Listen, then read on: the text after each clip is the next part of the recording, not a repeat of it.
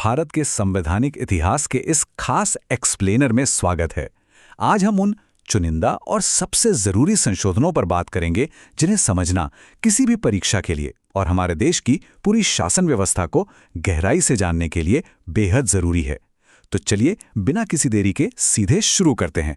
इस पूरे लंबे चौड़े इतिहास को आसानी से याद रखने के लिए हमने इस सफर को 5 छोटे छोटे हिस्सों में बांट दिया है। पहले एक छोटा सा परिचय, फिर शुरुआती सुधार, उसके बाद 42वां और 44वां संशोधन, फिर भाषाएं और स्थानीय प्रशासन, और आखिर में आधुनिक दौर के नए बदलाव। बस इन्हीं 5 पड़ाव में हम पूरा विषय कवर कर लेंगे। हिस्सा 1, एक परिचय। आगे के अनुच्छेदों पर छलांग लगाने से पहले ये समझना सबसे जरूरी है कि आखिर हमारे संविधान की नींव में संशोधन यानी ये बदलाव होता कैसे है, इसकी ताकत आती कहां से है। इसका सीधा सा जवाब छुपा है भाग 20 के अनुच्छेद 368 में। यही वो असली नियम पुस्तिका है जो संसद को संविधान में बदलाव करने की शक्ति देती है। और हाँ, परीक्षा के लिहाज से एक बहुत जरूरी फैक्ट, ये संशोधन करने का आइडिया हमने दक्षिण अफ्रीका के संविधान से लिया है। एकदम बेसिक पर बहुत काम की जानकारी। हिस्सा 2, शुरुआती सुधार और राज्य। हमारा देश आजाद हुआ ही था, संविधान लागू ही हुआ था कि राष्ट्र की नई जरूरतों के हिसाब से ढांचागत बदलावों का सिलसिला तुरंत शुरू हो गया। इन शुरुआती सालों को देखिए, एक नया देश कितनी तेजी से खुद को ढाल रहा था। 1951 का पहला संशोधन जिसने भूमि सुधारों को बचाने के लिए 9वीं अनुसूची जोड़ दी। फिर 1956 का 7वां संशोधन आया जहां फजल अली आयोग की सिफारिश पर देश का नक्शा बदला और 14 राज्य और 6 केंद्र शासित प्रदेश बन गए। इसके बाद 1962 का 13वां संशोधन जिसके जरिए नागालैंड को एक पूर्ण राज्य का दर्जा मिल गया। हिस्सा 3, 42वां और 44वां संशोधन। अब हम आ गए हैं 1970 के दशक में। ये वो दौर था जब बड़े बड़े कानूनी टकराव हुए और हमारे लोकतांत्रिक ढांचे में सबसे बड़े बदलाव देखने को मिले। लेकिन इस टकराव का सबसे बड़ा टर्निंग पॉइंट था 1973 का केशवानंद भारती केस। इसमें 13 जजों की बेंच बैठी थी। सोचिए, भारत के इतिहास की अब तक की सबसे बड़ी बेंच। उन्होंने 7-6 के अंतर से एक ऐतिहासिक फैसला सुनाया। उन्होंने कहा कि संसद संविधान में संशोधन तो बिल्कुल कर सकती है, पर संविधान के मूल ढांचे या बेसिक स्ट्रक्चर को खत्म नहीं किया जा सकता। इसने देश की बुनियाद को हमेशा के लिए सुरक्षित कर दिया। और इसी माहौल के बीच आया 1976 का 42वां संशोधन। ये बदलाव इतने विशाल थे कि इसे मिनी संविधान ही कह दिया गया। प्रस्तावना में पहली बार बदलाव करके पंथ निरपेक्षता, समाजवाद और अखंडता शब्द जोड़े गए।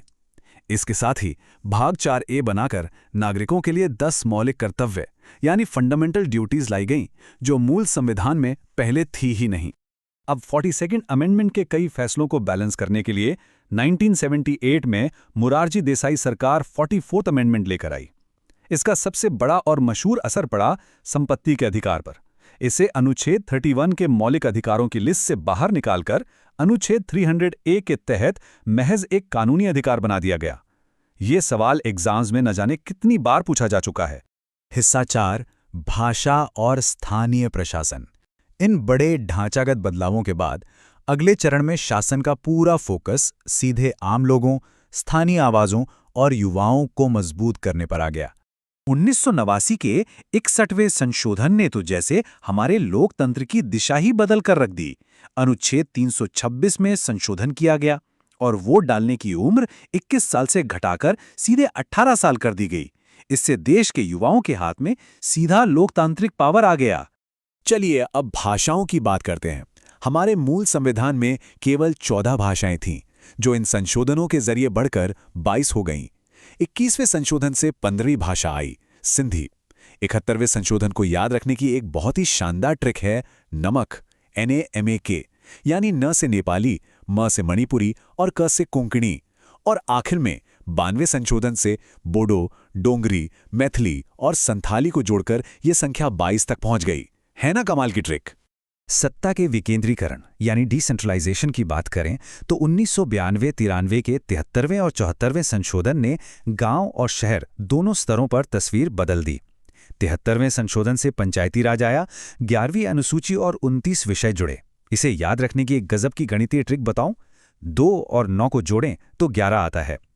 वहीं 74वें संशोधन ने नगर पालिकाओं के लिए 12वीं अनुसूची में 18 विषय जोड़े। हिस्सा 5, आधुनिक और नवीनतम संशोधन।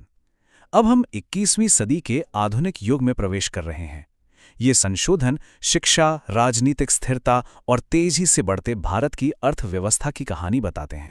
ये मॉडर्न माइलस्टोन्स बहुत ही क्रूशल हैं। 1985 के 52वें संशोधन से 10वीं अनुसूची में दल बदल विरोधी कानून आया, जिससे राजनीति में स्थिरता आई। 2002 के 86वें संशोधन ने तो कमाल कर दिया। 6 से 14 साल के बच्चों के लिए मुफ्त शिक्षा को अनुच्छेद 21A के तहत मौलिक अधिकार बना दिया। 88वें संशोधन से अनुसूचित जनजातियों के लिए एक अलग आयोग बना। 91वें ने तय किया कि मंत्रियों की संख्या 15% से ज़्यादा नहीं होगी, और 97वां संशोधन सहकारी समितियों यानी कोऑपरेटिव सोसाइटीज़ के लिए लाया गया। अब यहाँ एक बहुत ही दिलचस्प सवाल बनता है, आखिर वो कौन सा इकलौता संविधान संशोधन है जिसे देश के सुप्रीम कोर्ट ने पूरी तरह से रद्द कर दिया था? विधायिका और न्यायपालिका के बीच पावर के टकराव का ये एक बहुत ही रेयर उदाहरण है, और इसका सही जवाब है 99वां संशोधन। 2015 में इसके जरिए राष्ट्रीय न्यायिक नियुक्ति आयोग NJAC बनाने की कोशिश की गई थी, ताकि जजों की नियुक्ति का तरीका बदला जा सके। लेकिन सुप्रीम कोर्ट ने न्यायपालिका की आज़ादी और कोलिजियम प्रणाली को बचाने के लिए इसे असंवैधानिक करार देकर पूरी तरह रद्द कर दिया। इसके बाद आया 100वां संशोधन। देखिए, जब भी राष्ट्रीय सीमाओं में बदलाव होता है या जमीन की अदला बदली होती है, तो संविधान में संशोधन करना जरूरी हो जाता है। भारत और बांग्लादेश के बीच जो ऐतिहासिक जमीनी समझौता हुआ था और 3 बीघा कॉरिडोर जैसे इलाकों का हस्तांतरण हुआ, वो इसी संशोधन के जरिए संभव हो पाया। और अब हम पहुंच गए हैं अपनी इस चर्चा के आखिरी प्रमुख पड़ाव पर, 2017 का 101वां संशोधन। इस एक बदलाव ने भारत के अप्रत्यक्ष कर यानी इनडायरेक्ट टैक्स के जटिल ढांचे को पूरी तरह बदल दिया। एक देश एक टैक्स के कंसेप्ट के साथ जीएसटी यानी जीएसटी को इसी ऐतिहासिक संशोधन के जरिए पूरे देश में लागू किया गया था। तो इन तमाम संशोधनों के इस लंबे सफर के बाद आखिर में एक बड़ा सवाल दिमाग में आता है, क्या एक संविधान की असली ताकत उसके कभी ना बदलने वाले कठोर स्वभाव में है, या फिर बदलते समाज की ज़रूरतों के हिसाब से खुद को ढालने की क्षमता में? सच्चाई यही है कि एक जीवंत लोकतंत्र की असली जान उसके विकास और उसकी अनुकूलन क्षमता में ही बसती है। उम्मीद है ये एक्सप्लेनर आपकी परीक्षा की तैयारी और समझ को और भी मजबूत बनाएगा। हमारे साथ जुड़ने के लिए बहुत बहुत धन्यवाद।